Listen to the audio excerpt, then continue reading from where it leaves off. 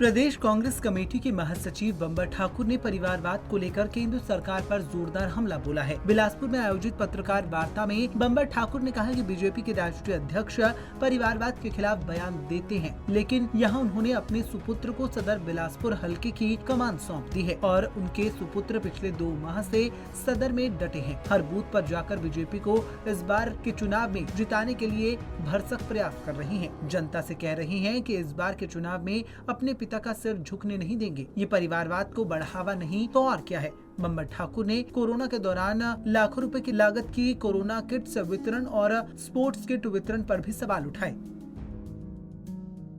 जनता party के राष्ट्रीय अध्यक्ष जो बार बार कहते हैं कि हम परिवारवाद के खिलाफ हैं, उन्होंने लगातार 2 महीनों से पहले वो स्वयं यहाँ पे बूथ पे आए और पूरा दिन बिलासपुर को दिया सदर को।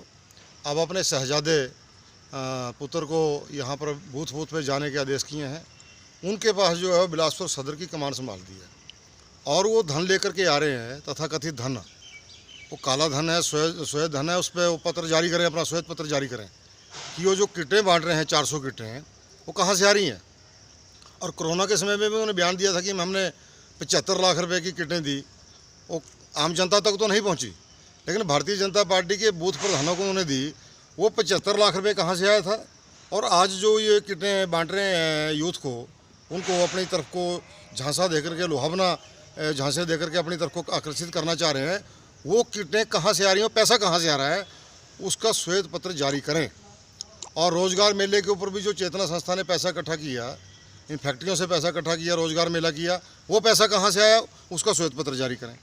तो ये परिवारवाद की जहाँ तक बार बार बात करते हैं, स्वयं परिवारवाद का काम कर रहे हैं। अपने पुत्र को कमान संभाली है, पूरा परिवार राजनीति के अंदर डाल दिया हुआ है और दूसरे लोगों को कहते हैं कि हम परिवारवाद के खिलाफ हैं। तो इसके ऊपर उनको वक्तव्य जारी करना चाहिए कि कोरोना के समय में प्रदेश अध्यक्ष ने, राजीव बिंदल ने 8 रुपये का मास्क 80 रुपये में बेचा। सैनिटाइजर जो है वो उस पर घोटाला हुआ, पीपी किट में घोटाला हुआ, उस पर क्या एक्शन हुआ। ये भी वक्तव्य जो है शहजादा साहब से जो है हिमाचल प्रदेश की और बिलासपुर की जनता जानना चाहती है।